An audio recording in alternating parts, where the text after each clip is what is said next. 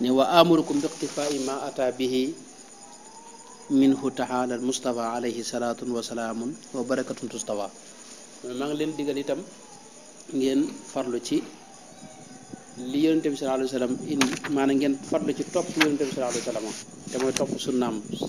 moom yonente bi sallallahu alayhi wa sallam sunna si yonente bi nag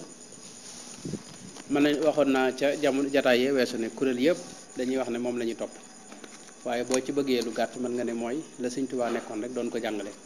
soo ca nekkee yaa ngi ci sunna si yonente bi sallallahu alayhi wa sallam bu ko dee mooy lépp looy def rek na nga ko teg ci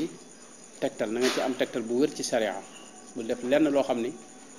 amul tegtal bu wér ci sariya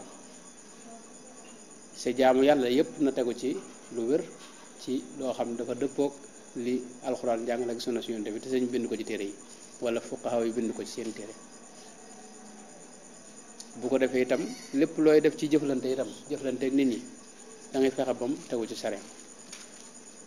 boo gisee jafe-jafe yi am yépp sori lii sëñ bi wax mooy topp yonent bi sallallahu alayhi wasallam moo nu ko indi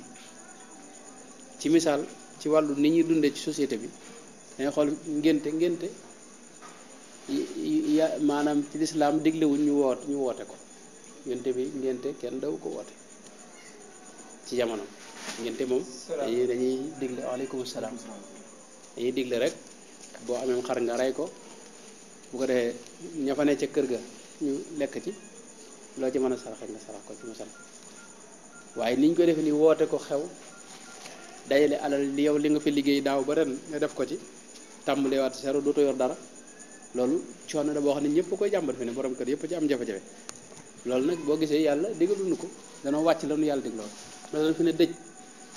dangay gis koo xam ni bu nit faatoo rek ñu gaaw leb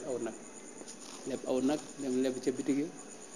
te liñ fi jaale lépp du mën a fay nag bi ñu tàmbali nga xam ne tey waa ji li mu fi bàyyi ci alal la ñuy tàmbali di ko ci dugg fi ne boo demee ci miraas la ci yëpp doo fekk benn xaalis dañ laa ne bàyyiwu fi dara fekk bàyyi na ko fi waaye dañ ko def ci dëj te yàlla diglewul fi ne maanaam nit ñi dëj nii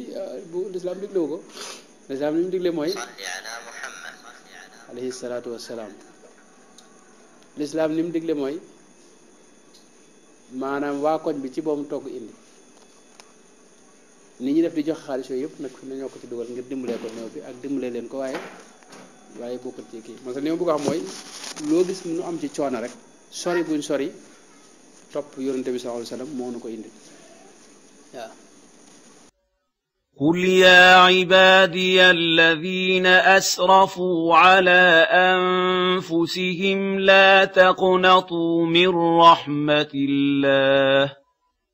إن الله يغفر الذنوب جميعا